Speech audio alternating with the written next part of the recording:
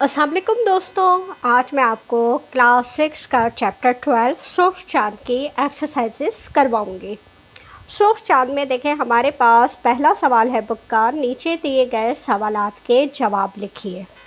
तो हमारे पास इसमें देखें, पहला सवाल है छत से क्या सुनाई दी थी। तो इसका जवाब है छत से एक चीख सुनाई दी थी। फिर दूसरा सवाल है घर पर वक़ार की ड्रेसिंग किसने की। तो घर पर वक़ार की ड्रेसिंग उसकी अम्मी ने की। वक़ार को अस्पताल ले जाने के लिए उसके अब्बू ने किसे फ़ोन किया। तो वक़ार को अस्पताल ले जाने के लिए उसके अब्बू ने अपने दोस्त कासिम साहब को फ़ोन किया। वक़ार के ज़ख्मी होने की असल वजह क्या थी।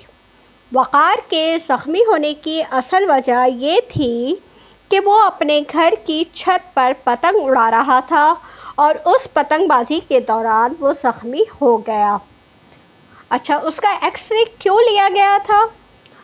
तो उसकी हड्डी का मुआयना करने और ये देखने के लिए कि कहीं हड्डी तो नहीं टूट गई, एक्सरे लिया गया। हिलाल अहमर के लफ्ज़ी मायने क्या हैं। हिलाल अहमर के लफ्ज़ी मायने सुर्ख चाँद के हैं।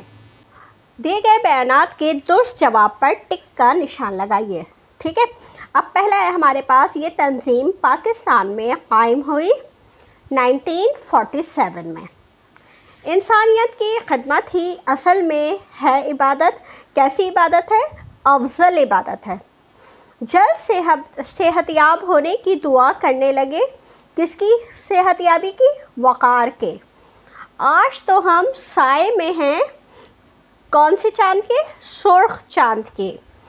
डॉक्टर ने वक़ार को टोका था कि अच्छा खेल नहीं है। कौन सा खेल अच्छा नहीं है? पतंगबाजी। असलम और अमजद ने वक़ार को दिया, तो असलम और अमजद ने वक़ार को क्या दिया था? सहारा। अब हमारे पास बुक का तीसरा सवाल है, दिए गए जुमलों को दुरुस्त अल्फाज से पुर कीजिए। तो हमारे पास देखें, वक़ार के हाथ में डैश था, डोर था। वैसे तो थी होना चाहिए, लेकिन यहाँ पे हम लिखेंगे वक़ार के हाथ में डोर था। बे एम्बुलेंस पर डैश रंग का चाँद था। कौन से रंग का चाँद था? सुर्ख रंग का।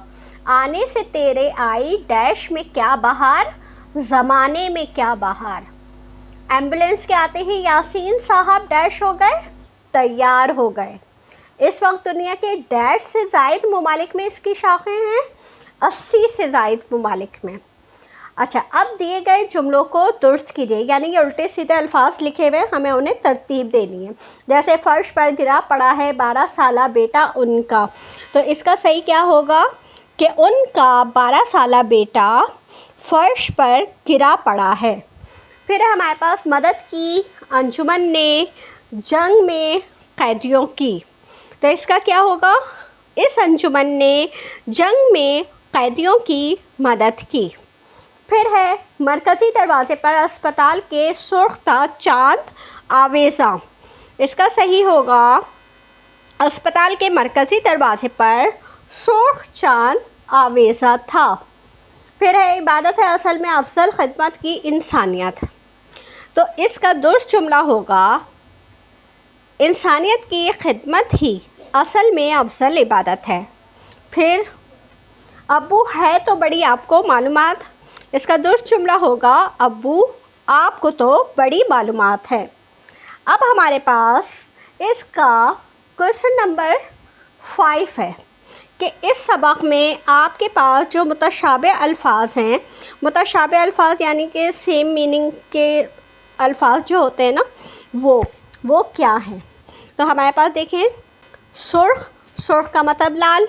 तैयार, आमादा, अहम, ख़ास, अफजल, आला, सोसाइटी, मुआशरा, ज़रिया, वसीला और तंजीम, अंजुमन।